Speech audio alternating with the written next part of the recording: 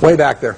Understanding your theory that sort of a down market is good for net savers, can you sort of give us your thoughts as to where the market's going, its downward trend, and long-term profit or long-term profit? Well, I've got no idea where the market's going to go. I prefer it going down, but I haven't.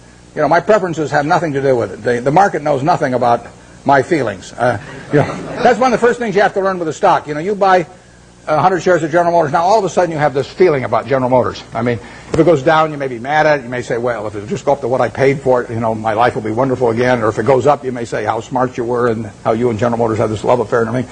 You've got all these feelings. Stock doesn't know you own it.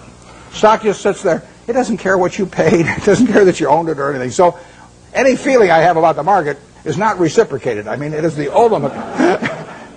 It is very cold shoulder we're talking about here. And anybody that is going to be a net saver, practically everybody in this room is more likely to be a net buyer of stocks over the next 10 years than they are a net seller. So every one of you should prefer lower prices. I mean, if you're going to be a net eater of hamburger in the next 10 years, you want hamburger to go down unless you're a cattle producer. And if you're going to be a buyer of Coca-Cola and you don't own Coke stock, you hope the price of Coke goes down. I mean, you're looking for it to be on sale this weekend at your supermarket. You want it to be down on the weekends, not up on the weekends when you're going to attend the supermarket. Your stock exchange is a big supermarket of companies, and you're going to be buying stocks. What do you want to have happen? You want those stocks to go down, way down. And, you will make better buys then. And later on, 20 years from now, 30 years from now, when you're in a period when you're dis-saving or when your heirs dis-save for you after you're gone, I mean, then you may care about higher prices. But I find people, that was one of the, there's a chapter 8 in Ben Graham's Intelligent Investor about the attitude towards stock market fluctuations. And that and the chapter 20 on the margin of safety are the two most important essays ever written on investing as far as I'm concerned.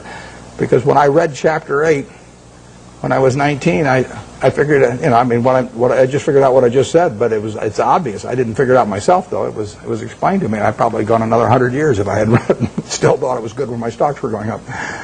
Now we want things to go down, but I have no idea what the stock market's going to do. I never do. I never will. It's not something that I think about at all. When it goes down, I look harder at what I might buy that day. Because I know there's more likely to be some merchandise there that I can use my money effectively in. Okay, Warren, we'll take one more question from the audience. Okay, I'll let you pick who gets it then. You can be the guy.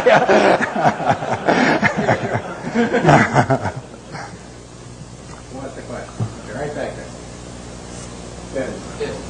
If you live your game, study your life again, then what would you like to do to have a happier life? Yeah, I would say, and this is going to sound disgusting. The question is, what would I do if I were going to live over again and have a happier life? The only thing I might do is select a gene pool where people live to be 120 or something that I came from. But I've been extraordinarily lucky. I mean, I use this example. I'll take a minute or two because I think it's worth thinking about a little bit. Let's just assume that it was 24 hours before you were born, and a genie came to you, and he said, Herb, you look very promising, and I've got a big problem. I've got to design the world in which you're going to live. And he said, I've decided the hell with it. It's too tough. You design it. So you've got 24 hours. You figure out what the social rules should be, the economic rules, the governmental rules, and you're going to live under those, and your kids are going to live under them, and their kids are going to live under it. And you say, I can design anything? And Genie says, yeah, you can do it. And you say, well, there must be a catch. He says, well, there is a catch. You don't know whether you're going to be born black or white, rich or poor, male or female, infirm or able-bodied, bright or retarded.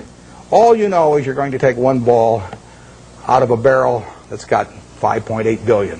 You're going to participate in what I call the ovarian lottery. You're going to get one ball out of there. And that is the most important thing that's ever going to happen to you in your life, because that is going to control whether you're born here or in Afghanistan, or whether you're born with an IQ of 130 or an IQ of 70. It's going to determine a whole lot. And you're going to go out of the world and you're going to have that ball. Now, what kind of a world do you want to design? Well, I think that's a good way to look at social questions, because not knowing which ball you're going to get, you're going to want a ball that you're going to want design a system that's going to produce lots of goods and services, because you're going to want people on balance to live well. and you're going to want it that produces more and more, so your kids live better than you do, and your grandchildren live better than the kids. But you're also going to want a system that, if it does produce lots of goods and services, does not leave behind a person that accidentally got the wrong ball and is not well wired for this particular system. See, I'm ideally wired for the system I fell into here.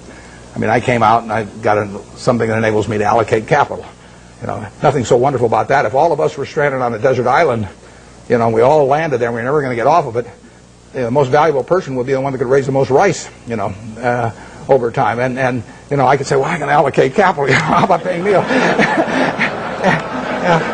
And you wouldn't get very excited about that. So I am in the right place. I mean, Gates says if I'd been born, a few million years ago, I'd been some animal's lunch. He says you can't run very fast, you can't climb trees, you can't do anything. You've just been chewed up in the first day. So he says you're lucky you were born today, and I am.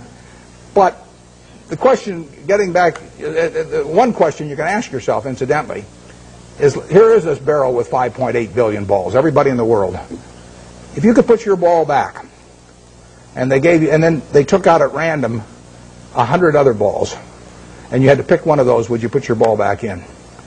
Now, those 100 balls that you're going to get out, roughly 5 of them will be American. So there's 95 versus 5. So you're only going to have 5 balls. If you want to be in this country, you're only going to have 5 balls now left. Half of them are going to be women, half of them are going to be men. I'll let you all decide how you vote on that one. Half of them are going to be below average intelligence, half are going to be above. I mean, do you want to put your ball back? Most of you, I think, will not want to put that ball back to get 100. So what you're saying is, I'm in the luckiest 1% of the world right now, sitting in this room, top 1% of the world. Well, that's the way I feel. I mean, I've been lucky to be born where I was, because it was 50-1 against me in the United States when I was born. Lucky with parents, lucky with all kinds of things, and then lucky to be wired in a way that in a market economy pays off like crazy for me. Doesn't pay off for somebody who's absolutely as good a citizen as I am, leading Boy Scout troops, teaching Sunday school, whatever, raising fine families, but it just doesn't happen to be wired in the same way I am. So I've been extremely lucky, so I would like to be lucky again. And if I'm lucky, then the way to do it is to play out that game and do something you enjoy, all your life, and be associated with people you like. I only work with people I like. I don't. If I could make $100 million by buying a business with some guy that caused my stomach to churn, I'd say no, because I say that's just like marrying for money, which probably isn't a very good idea under any circumstances. But if you're already rich, it's crazy, right? So I am not going to marry for money. So I would really do almost exactly what I've done, except I don't think I'd have bought the U.S. Air. Thanks.